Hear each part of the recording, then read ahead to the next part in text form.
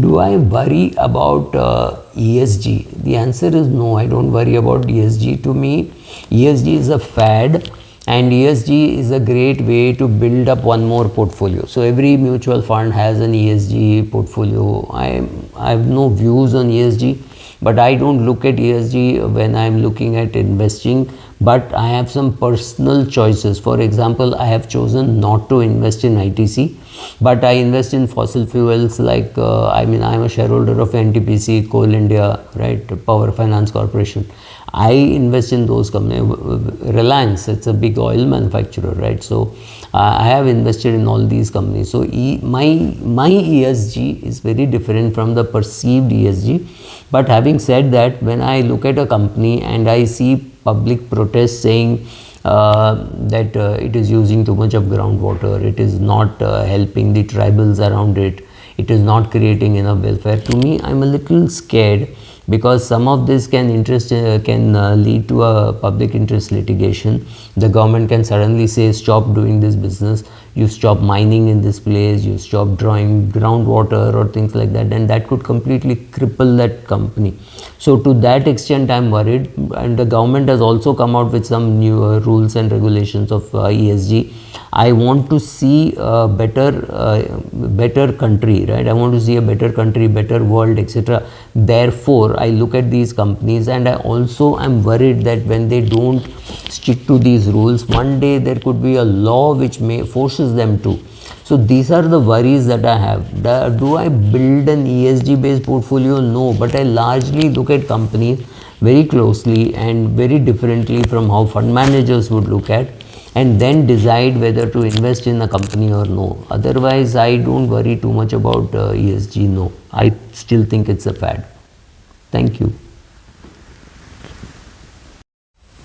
You find a lot of people talking about what an individual should ask an agent or a financial advisor or a MFD or a life insurance agent, somebody who is there to help you financially.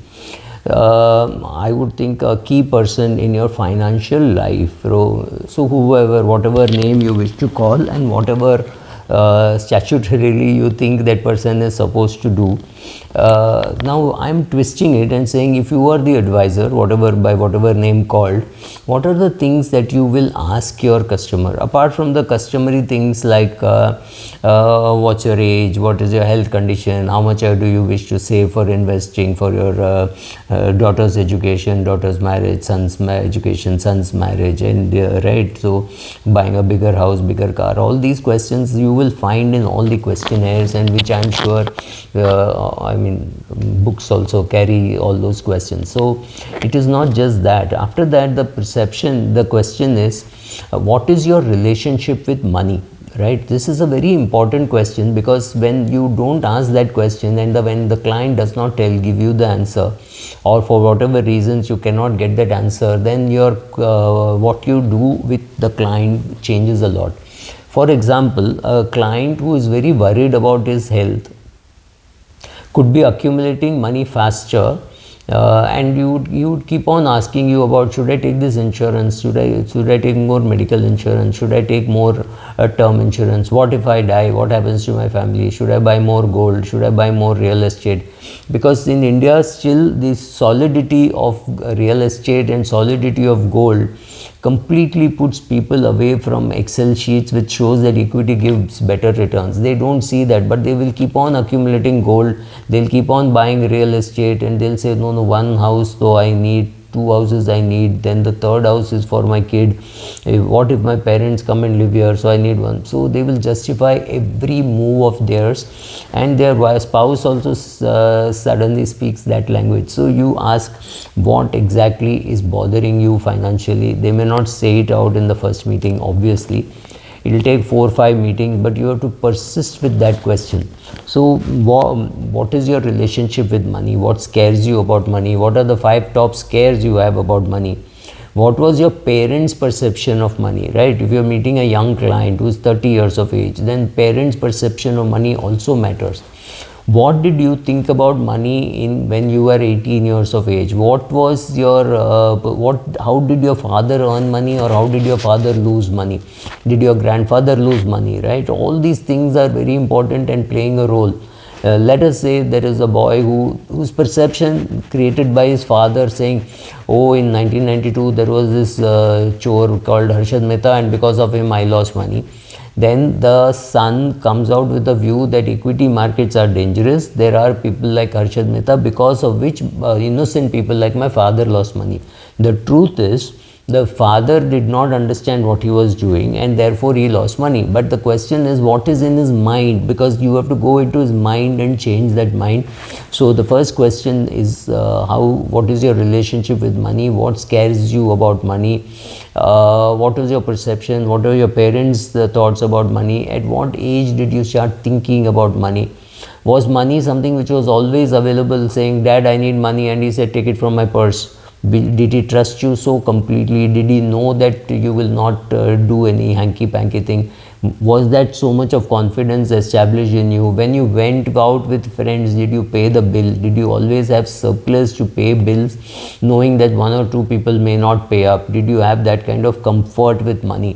This is a very important question that every customer has to answer before you start investing, because your sense of asset allocation between what he says on paper or on a questionnaire can be very different from what he actually wants. So he might be shit scared about money, he could be shit scared about death, his father may have died young with insurance, without insurance, or his uncle may have died young, right? So without adequate insurance, so his father would have had to support them. So all this is very complex, and it doesn't come out in one word, it does not come out in one meeting, but over a period of time, talking to him, talking to his wife, talking to his children, or if he's young, talking to his parents, some way you will be able to map his mind about his attitude towards money and risk. So this is a very important question to ask, and you should be able to capture that answer also, right? So if he gives you positive experiences, negative experience, you have to have the perception to find out which is more important. And for most people, a role model in finance is your own parent. But like Robert Kiyosaki says, there's a rich dad and a poor dad. Whom did you learn money from? Was that person a communist? Was that person a socialist? Was that person a Democrat? Was he a capitalist? All this is important. When I say Democrat, I don't mean Democrat versus Republic, whether he was from a Democratic Party or, which side was he on? Was he leftist? Was he rightist? Right? All that is also important, because if your father had been very leftist and said, oh, the workers are being exploited and things like that, your perception about capitalism could be that, which means you should not even come into the equity markets. Very many Indian leftists have made a lot of money coming into the market. So you don't know. So pick up all the signals of one person, see what he is saying, or she or hear what she is saying, read what he or she is saying, put together everything and have your own concept. But that you can do, your client will not be able to do. So asking your client these small questions: who is your influencer, what impact did he have, do you do F&O, right? So all this is very slowly, subtly coming out from the client. It is important that you don't make notes on the spot, but at least as soon as you finish the meeting, come down into your car and record it or write it down, do whatever, because all this is going to play an important role in your relationship over the next 40-50 years, right, with the family. Then another very important question is, what do you expect from the portfolio? What is your return expectation? Do you think such returns are possible? You have been in a very senior position in the company. You have seen your company's results on a quarter-on-quarter basis. You attend some of the board meetings. You are responsible for say salary and other compensation for employees. So tell me, what is your perception of what the portfolio should do for you?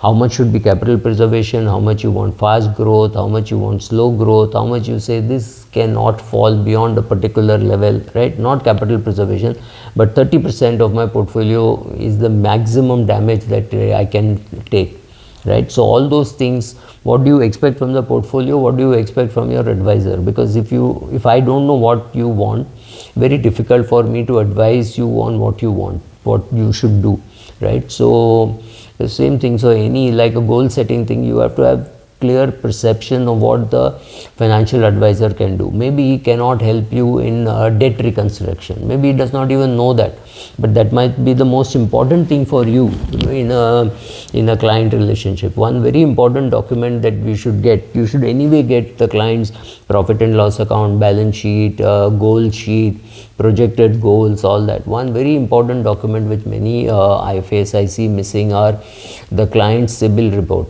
right? Or I'm going to call it the CIBIL report. There are others also who give it to you.